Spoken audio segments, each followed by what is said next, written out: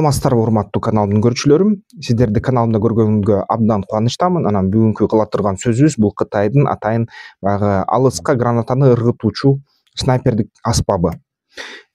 Негизи ушул курал боюнча сөз кылабыз. Бул видеодо аскердик технологияга көңүл бурабыз. Кытайда LG5 деген снайпердик гранатометту алыска граната ыргытуучу куралды иштеп чыккан Norinco деген компания бар.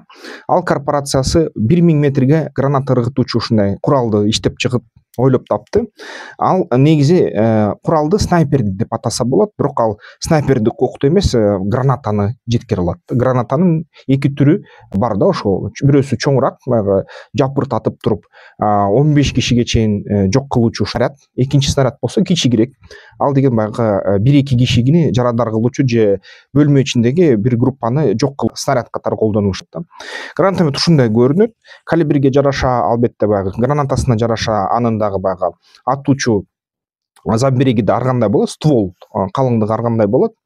Негизи ошо LG5 эң алыс дегенде 2000 метрге чейин атат, 2200 метрге чейин аткан учурлар болгон.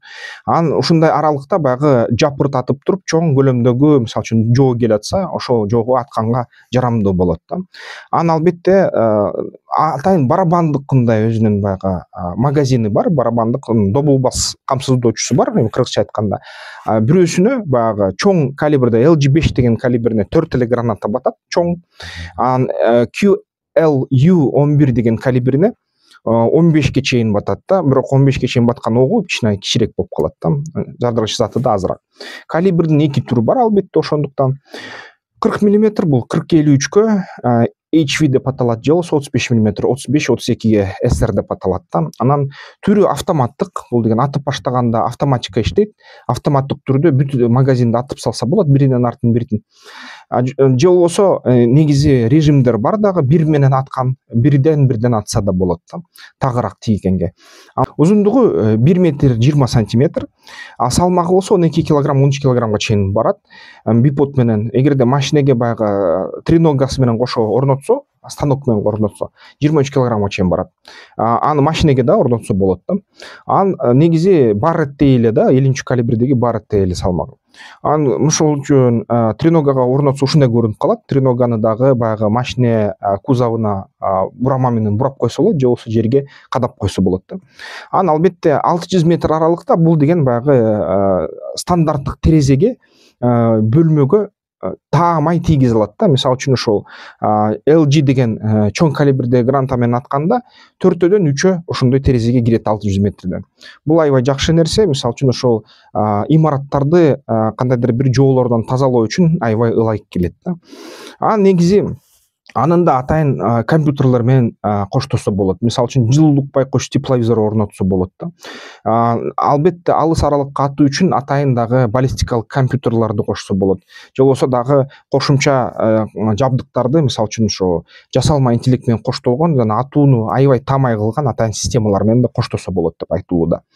Граната аткыч ачык жөнгө салынуучу Picatinny планкасы менен коштолгон. Ал Picatinny планкасына каалагандай ушун кошумча жабдык кошсо болот. Негизи алгачкы жолу ушул граната ыргыткыч QLU-11 LG5 Кытай деңизинин флотунун тарабынан Аден булуңунда атайын пираттарга, каларакчыларга, Сомали жана Йемен каракчыларына катары оштук топторго каршы колдонулган. Анан Кытайдын эң жашыруун куралдары катары эсептесе болот. Анткени бул деген ал боюнча маалыматты Кытай сыр катары, мамлекеттик сыр катары жашырган дагы. Ал боюнча маалымат кеңири тарган эмес. Бирок баягы демонстрациялык видеолор бар да, негизи ошол демонстрациялык видеолорун көрөлү. Негизи мен ойлойм, биздин мамлекетке мындай аспап жабдык керек деп ойлойм да. Анткени биз тоолуу аймакпыз, тоолуу аймакта ушундай жабдык абдан идеалдуу жөндөмдүү да. Анткени баягы тоонун арасына аралып келген ошол тирүү күч, аскерий күч, снайперлер, же болбосо баягы диверсанттык топтор, же болбосо жеңил техника менен камсыздандырылган ушундай кандайдыр бир ДРГлер диверсиялык баягы чалгындоочу топтор. Эгерде алар кирсе, ушундай гранатомет менен биздин баягы аскерлер, чек арачылар чоң көлөмдөгү күчтөрдү токтото алат да. Бир нече ошол гранатомет биздин чек араларда болсо, анда бир да жоо кире албайт да. Жоо киргенде дагы аябай чоң жоготууларга учурайт. Ошондуктан бул гранатометти биздин армияга алыш парз го деп ойлойм да. Ошондо жогорку деңгээлде отурган чечим чыгарган ошо жооптуу адамдар болсо, ошол видеону көрсөңүздөр, ушундай гранатометтон жок дегенде бир 20-30 чакты, анан 2-3 миң ушундай снарядын алып койсоңуздар, мен ойлойм бизге жакшы болот да, коопсуздугубуз үчүн. Канча көп болсо ошончо жакшы. Мен деген атайын видео курстар дагы бизнес пландоо боюнча, ал видео курстан өтүңүздөр, катталыңыздар. Акысы бар албетте, бирок акысы толугу менен акталат. Анткени ошол видео курсту өткөндөн кийин же өзүңүздөргө бизнес план жазасыңар, бизнес жасайсыздар, же болбосо баягы башка бирөөлөргө бизнес план жазып дагы кошумча консультация кылып акча табасыздар.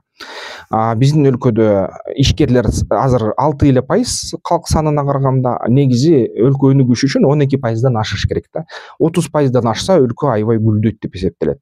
Ошон үчүн өлкөбүз гүлдөш үчүн бизнес планды жазып ишкер болуңуздар. Байыңыздар да. Бай болсок, салыгыбыздан биз армияны да күчтөнтө алабыз, коопсуздугубузду да жогорулата алабыз да. Коопсуздук жогору болсо, тынчтык да болот. Ошол каналды колдоп койсоңуздар болот. Өз ыктыярыңар менен жакса, жакпаса колдобой эле койгула. Негизи өзүңөрдүн пикириңерди комментарийлерге жазгыла, эмки видеолордон көрүшкөнчө.